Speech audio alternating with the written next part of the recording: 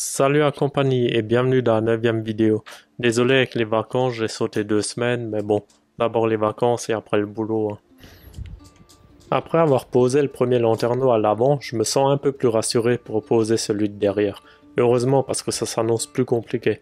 Vu la forme du toit et de l'espace disponible, il faudra que je fabrique un contre-cadre qui épouse parfaitement la différence de hauteur que j'ai par rapport au renfort et à la tôle du toit.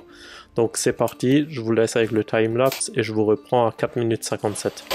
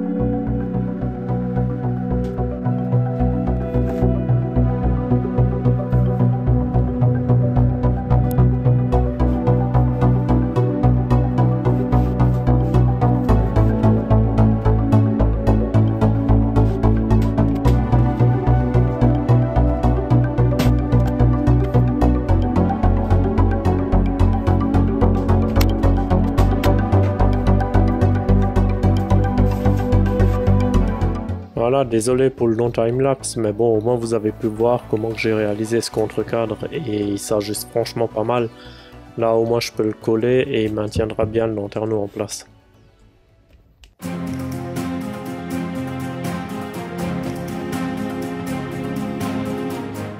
Vu que le lanterneau fait 40 cm de large et l'espace disponible entre les deux renforts est à peine plus grand, je trace et je perce 2 petits trous, juste pour pouvoir trouver la position sur le dessus du toit.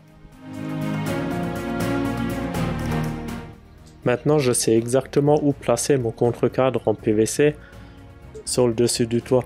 Et ça c'est un contre-cadre qui épouse le relief du toit. Il est exactement nervuré comme le toit, j'ai pas besoin de bourrer de 6K pour garantir l'étanchéité. Et c'est sur ce contre-cadre blanc que vous voyez là que sera posé le lanterneau.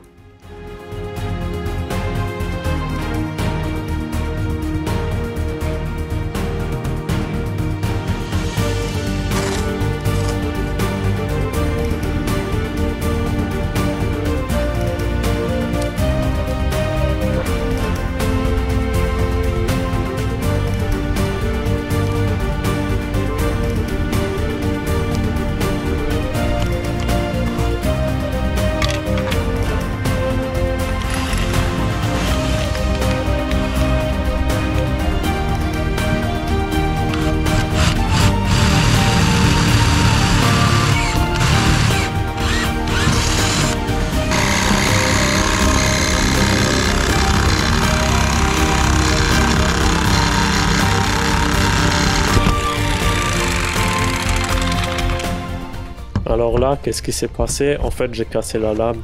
Parce que la lame sur cette scie sauteuse, malgré que ce soit une festoule, elle dépasse que à peu près de 3 mm du sabot.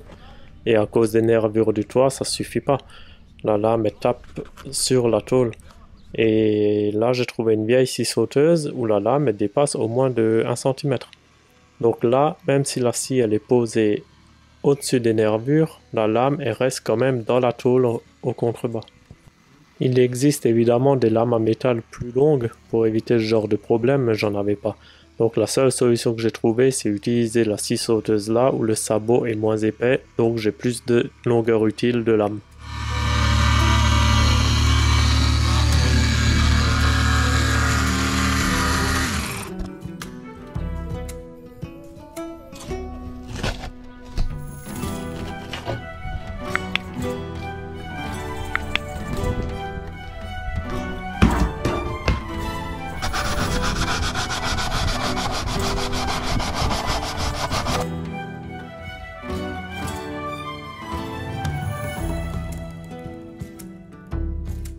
Alors là, je pensais que en mettant du 6K juste sur le contre-cadre, ça ne suffirait pas, donc j'en ai encore rajouté sur le toit, mais j'aurais franchement pas dû, parce que après serrage, ça a dégoulé partout. Mais bon, vaut mieux trop que pas assez. Hein. Là, on est le lendemain en fait. Le contre-cadre, le 6K, il est déjà sec. J'ai préféré le faire en 2 étapes. D'abord coller le contre-cadre, attendre que ça sèche, et maintenant je vais préparer la pose du lanterneau.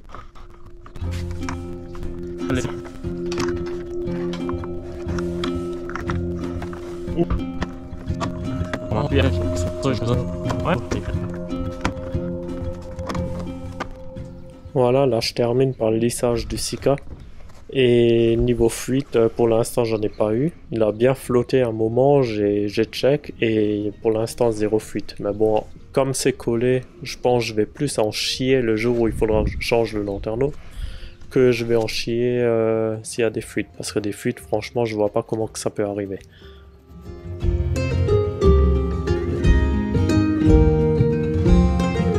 Voilà, dans la prochaine vidéo, je sais pas encore, soit c'est la pose du panneau solaire, soit c'est la baie vitrée. Franchement, ça dépend du temps. Donc n'hésite pas à t'abonner. Allez, ciao!